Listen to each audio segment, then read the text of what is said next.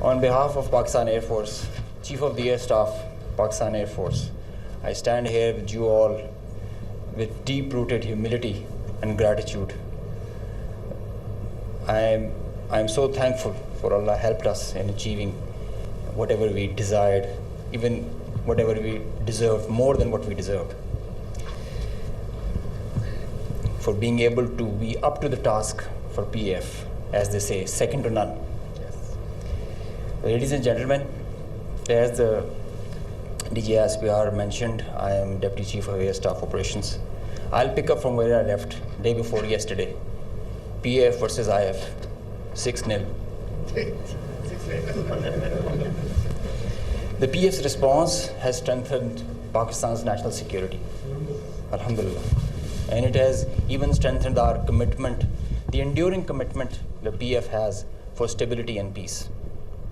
But I have no doubt, and I can say with assurances, that the real genius and the mastermind, the cerebrum behind the design and the aim and the structure, the game plan of PF was the Chief of the Air Staff, Air Chief Marshal Zahir Ahmed Sidhu. He asked us to do 3 things in our response: re-establish deterrence, neutralize key threats, retain control of air. And I will show you in my presentation how we try to do that. Slide.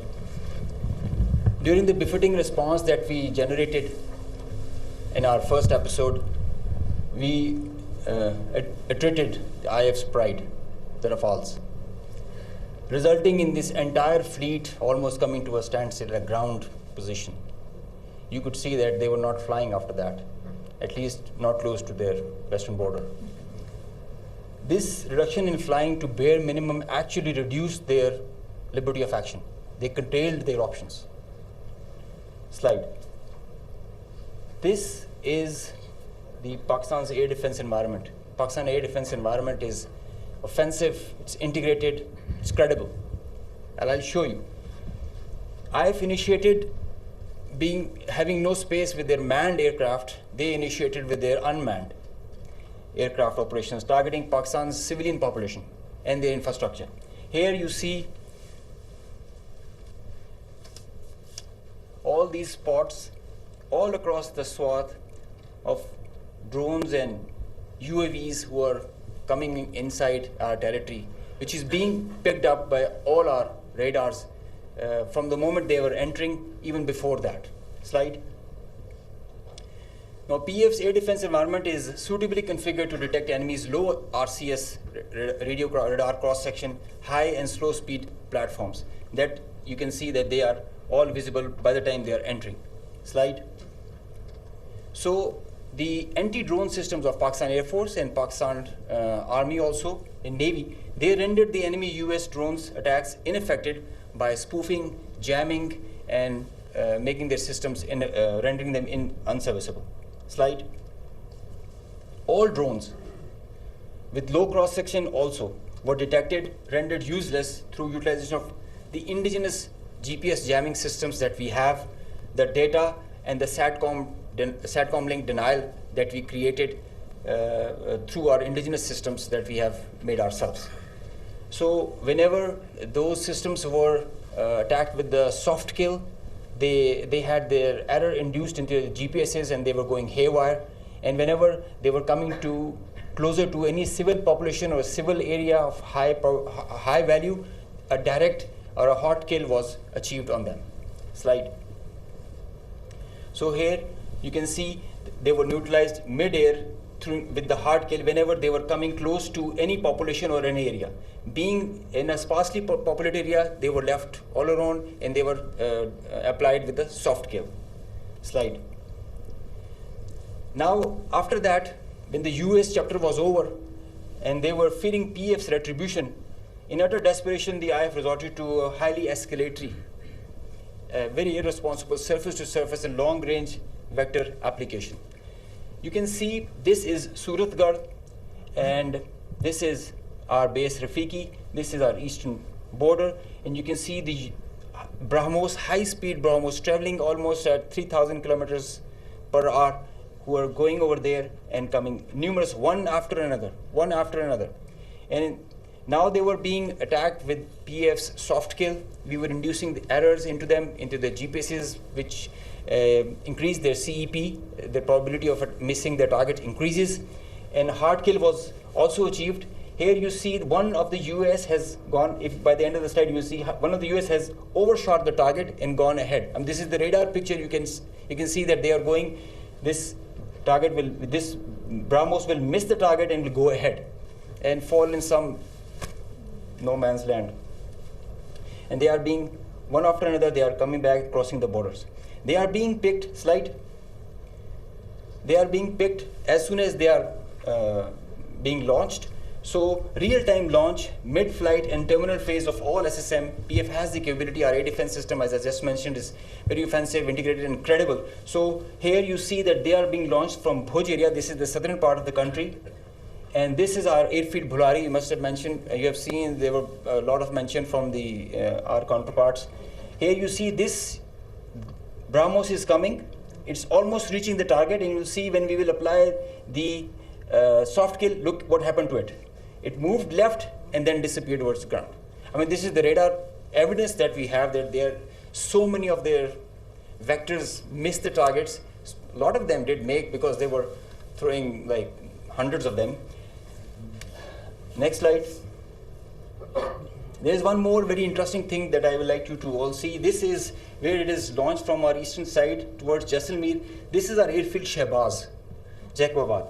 Now this BrahMos is crossing on top of Shahbaz, and it is going towards our western border, almost to our neighboring country, towards that. You can see this is going there. It's going ballistic. Now they are not even threatening their neighbor. They are threatening the regional stability of the whole continent and the larger area.